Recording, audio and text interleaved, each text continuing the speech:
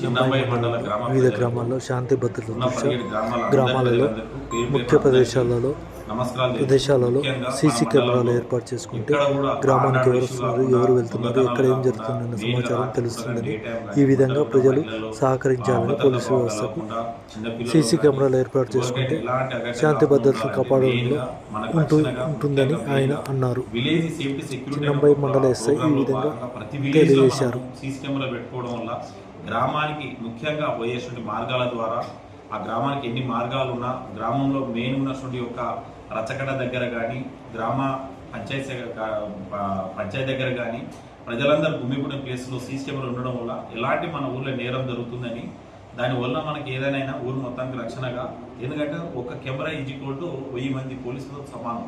ఆ విధంగా కెమెరా ద్వారా మీరు ప్రీవియస్గా ఇంతవరకు ఎన్నో దొంగతనాలు కానీ, రకరకాల మర్డర్లు కానీ రకరకాల ట్రేస్ చేసినాం. కాబట్టి ప్రతి ఒక్కరూ మీ ఇంట్లో ఉన్న మీ సొమ్ముకు భద్రంగా, గ్రామంకు భద్రం ఉందనుకో, ఆ గ్రామం ద్వారా మండలం ద్వారా తాలూకా ద్వారా ఒక జిల్లా నుంచి రాష్ట్రం, ఆ తర్వాత దేశం. కాబట్టి గ్రామాలే దేశానికి పుట్టుకొమ్మలు అంటారు. కాబట్టి దయచేసి మీరందరూ ప్రతి ఒక్కరు పేరు మీ అందరికీ చెప్పే ఒకే విషయం ఏంటంటే, గ్రామంలో పెద్దలందరూ ఆలోచించి తక్షణమే ఈ యొక్క గ్రామంలో సీసీ కెమెరాలు పెట్టాలని.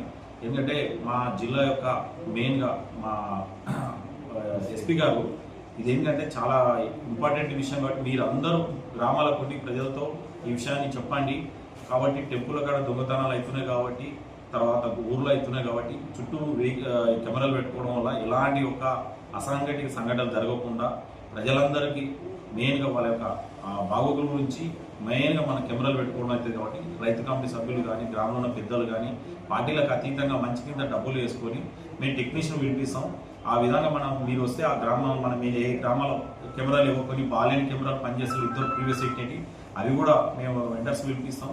అవి వాళ్ళకి మీరు కలెక్ట్ చేసుకున్న అమౌంట్ ఇద్దరు. ఆ విధంగా కెమెరాలు పెట్టడం వల్ల మనం సేఫ్టీ సెక్యూరిటీగా మన గ్రామాన్ని ఉంచుకోవడం వల్ల ప్రజలందరికీ మనం మంచి చేసినట్టయితుంది. కాబట్టి ఇప్పుడు త్వరలో కూడా లోకల్ బాడీ ఎలక్షన్ రాబోతున్నాయి. కాబట్టి గ్రామాలలో ఎవరు వస్తున్నారు, ఎవరు పోతున్నారు, ఏ కథ అని చెప్పి ప్రతి ఒక్కరికి మంచిది అవుతుంది. కాబట్టి మీరు మా యొక్క విన్నపాన్ని మనములని మాకు సహకరించి గ్రామంలో పెట్టుకుంటారని కోరుతూ ఈ యొక్క అవకాశం ఇచ్చిన మీ అందరికీ ధన్యవాదాలు చెప్తూ నమస్కారం.